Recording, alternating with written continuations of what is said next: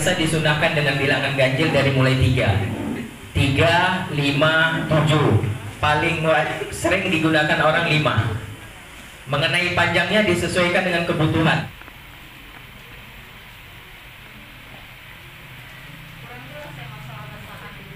Ya. Ya. Jadi ketika mayit sudah ke ruangan pemandian, ya kan? Pastikan sudah tertutup semua.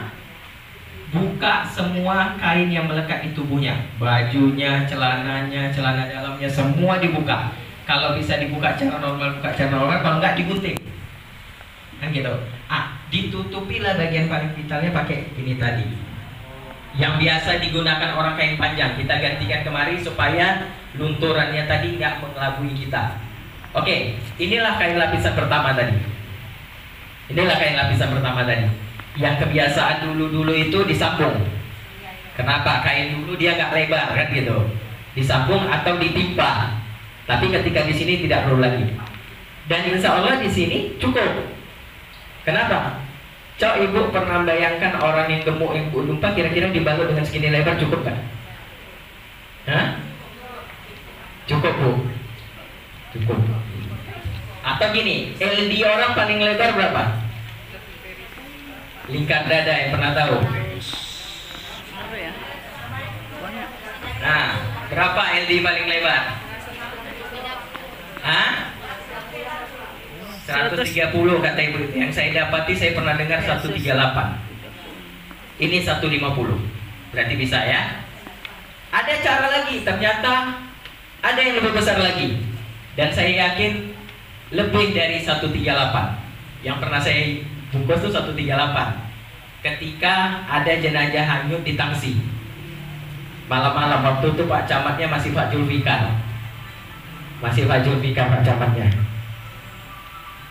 Itu 138. Dan ada orang yang lebih gemuk lagi. Caranya gimana? Di sini. Di lapisan kedua ketiganya kita kali. Oke. Setelah ini apa yang diletak? Kapas dulu bu. Jadi ibu tengok dulu perlengkapan yang disediakan. Kalau disediakan itu kapasnya 3, kalau disediakan kapasnya 3, enggak, ini nomor 2 bu.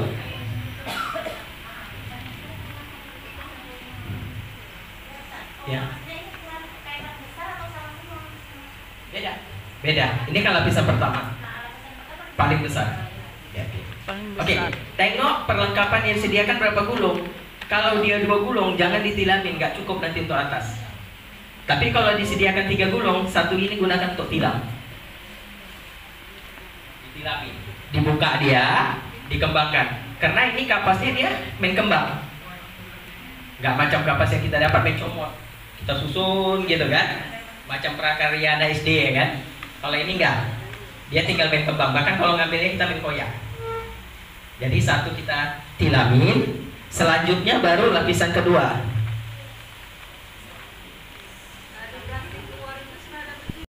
Sudah sedikit mengecil.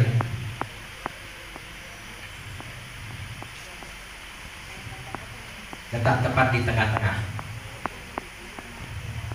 Inilah yang dikatakan lapisan kedua. Mengecil kan? Baru dilanjut lapisan ketiga. Kasih bu, cuman nanti berserakan. Jadi kapas dia cuma di atas lapisan pertama, di bawah lapisan kedua. Tapi kembali lagi tengok stok kapas kita. Ada nanti ibu dapati perlengkapan yang disediakan kapasnya cuma 2. Jangan dipakai tilamnya, nggak cukup untuk balut. Oke. Ini udah berapa lapisan ini? 3. Oke. Ya, udah 3 lapisan. Tadi kan saya bilang ada kejadian-kejadian jenazahnya super besar. Gimana cara mengakalinya? Lapisan keduanya letak keluar, miring seperti ini. Miring. Kita sepakati kepala di sana, kaki di sini. Jadi kita miringkan dia seperti ini. Gitu juga ketiganya. Karena segemuk apapun orangnya, kakinya kecil juga kan. Macam megang kartu bu. Gitu cara ngakalinya. Kalau ternyata jenazahnya memang super gemuk, iya, makanya kita kembangkan. Karena sebagainya bagian yang paling besar itu tangan jadinya. Oke, ini sudah lapisan ketiga. Selanjutnya setelah lapisan ketiga apa?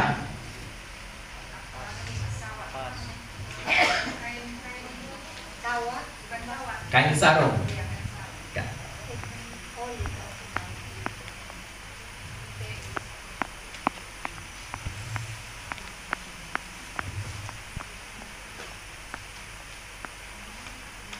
Kain sarung diletak lebih kurang 2 jengkal dari ujung kain.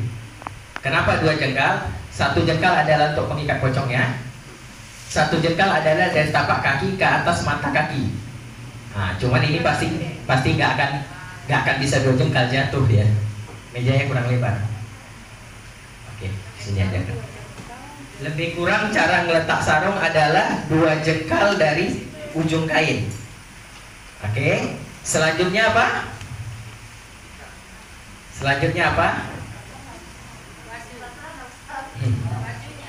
Bajunya. Selanjutnya bajunya. Ini yang perlu sedikit pengerjaan.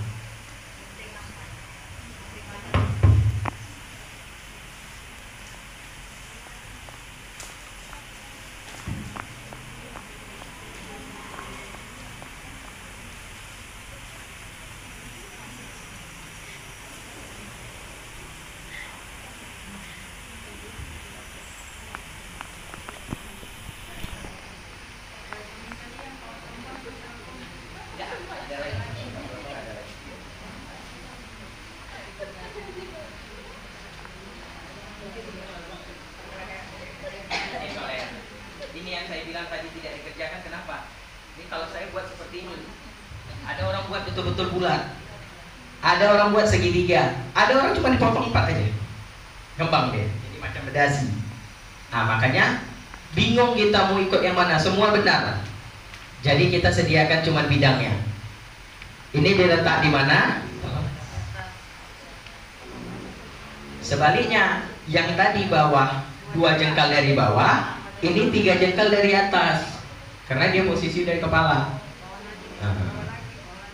Bawah lagi nanti jatuh. Sebenarnya dia 3 jengkal dari atas. Ini ke atas. Nah. Udah, sudah seperti ini diapain? Dibuka bajunya. Kalau enggak nanti nimpa dia.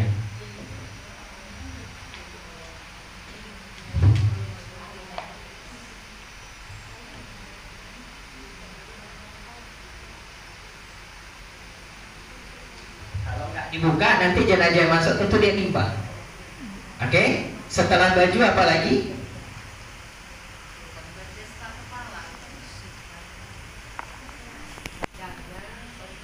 Ini dia mukena atau sorban.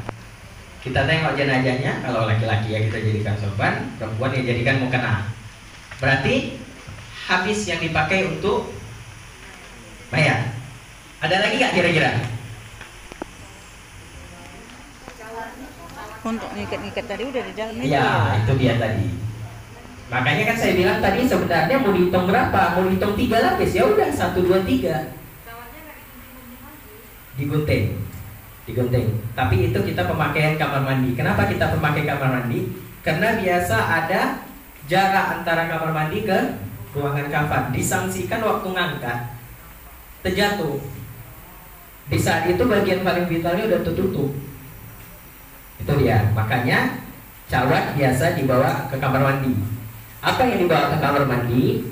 Kain cawat, kain basahan, sama handuk, sama 1 bungkus ini, semua di sini. Ini perlengkapan yang dibawa ke kamar mandi. Oke, ini biasa kalau itu sudah siap, itu digulung dulu.